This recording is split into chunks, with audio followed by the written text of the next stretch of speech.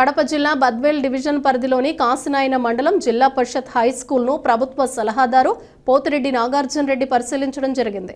మధ్యాహ్న భోజనం పరిశీలించి విద్యార్థులకు వడ్డించడం జరిగింది. ఆ తర్వాత డిజిటల్ బోర్డు ద్వారా విద్యార్థులతో ముఖాముఖి మాట్లాడటం, సిలబస్ గురించి అడిగి వారి ద్వారా డిజిటల్ బోర్డులు వ్రాయించడం జరిగింది.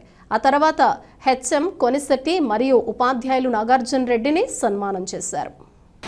వాళ్ళకు చదువు అవ్వాలని ఇంగ్లీష్ మీడియం ఏర్పాటు చేసి ప్రతి ఒక్కరికి కూడా ఇంగ్లీష్లో చదువు చెప్పాలి, భవిష్యత్తులో వాళ్ళు మంచి ప్రయోజకులు కావాలని చెప్పేసి మీకు కావాల్సిన విధంగా పుస్తకాలు అయితేనేమి, బ్యాగులు అయితేనేమి, మరి మీకు షూలు అయితేనేమి, టైలు అయితేనేమి, పుస్తకాలు అన్నీ కూడా ఈరోజు తీస్తున్నారా లేదా? మీకు మధ్యాహ్నం భోజనం కూడా నాణ్యతమైనటువంటిది మెనూ ప్రకారం మీకు అందరికీ ప్రతిరోజు డైలీ మార్క్స్ అందరికి కూడా పెడుతున్నారా లేదా? బాగా పెడుతున్నారా? గతంలో మాదిరి కాకుండా ఇప్పుడు జగన్మామయ్య వచ్చిన తర్వాత బాగా చేస్తున్నారా లేదా? ఈరోజు ప్రైవేట్ స్కూళ్లకు దీటుగా ప్రభుత్వ స్కూల్లో కూడా ఫ్యాన్లు అయితేనేమి, ఈరోజు డిజిటల్ బోర్డు.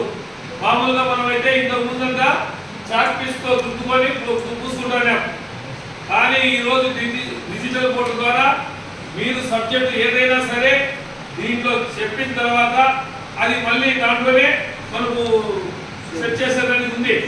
తర్వాత మళ్ళీ ఎప్పుడు కావాలన్నా కూడా చూసుకునే అవకాశం ఉంది. అంటే ప్రపంచంలో ఏది జరిగినా, ఎక్కడ ఏదున్నా మనం కొన్ని వింతలు చూడొచ్చు, కొన్ని ముఖ్యమైన ప్రాంతాలు చూడొచ్చు. ఆ సబ్జెక్టుకు సంబంధించినటువంటి అన్ని కూడా మీకు చెప్పేదానికి, కళ్ళతో చూపించేదానికి కూడా డిజిటల్ బోర్డు మీకు ఉపయోగపడుతుంది. గత సంవత్సరము, ఈ సంవత్సరము మనకు 8వ తరగతి చదివినటువంటి వాళ్ళందరికీ కూడా జాబ్స్ అన్ని కూడా ప్రభుత్వం ఉచితంగా ఇవ్వడం జరిగింది. ఇదంతా ఎందుకంటే జగనన్న మీకు ఇచ్చే ఆస్తి, అంటే మీ చదువే మీ ఆస్తి. రేపు మీరు ప్రయోజకులై మీ తల్లిదండ్రులు కానీ మీరు పలానా స్కూల్లో చదివి మేము పలానా ఉద్యోగంలో ఉన్నత స్థానంలో ఉంటే మీకు చదువు చెప్పినటువంటి టీచర్స్ కానీ మీ గ్రామానికి కానీ మంచి పేరు వస్తుంది.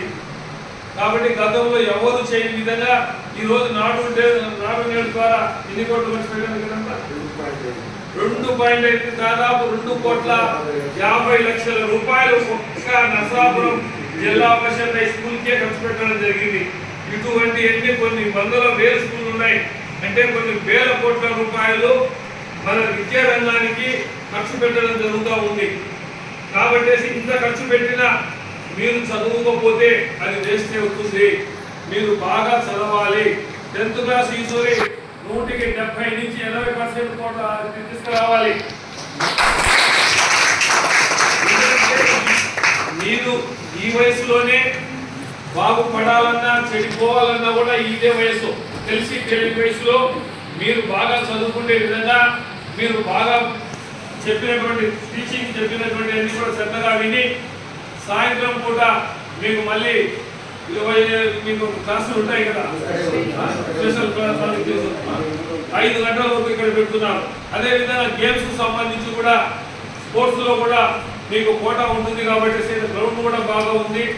మీకు నచ్చిన గేమ్ మీరు ఆడి జిల్లా స్థాయిలో, రాష్ట్ర స్థాయిలో, దేశ స్థాయిలో కూడా పథకాలు తీసుకొచ్చే అవకాశం ఉంది. కాబట్టి ఎందుకంటే నా కుమారుడు కూడా అమెరికన్ ఫుట్బాల్ రగ్బీ గేమ్ సంబంధించి ఈరోజు ఇండియా కెప్టెన్ గా ఉన్నాడు.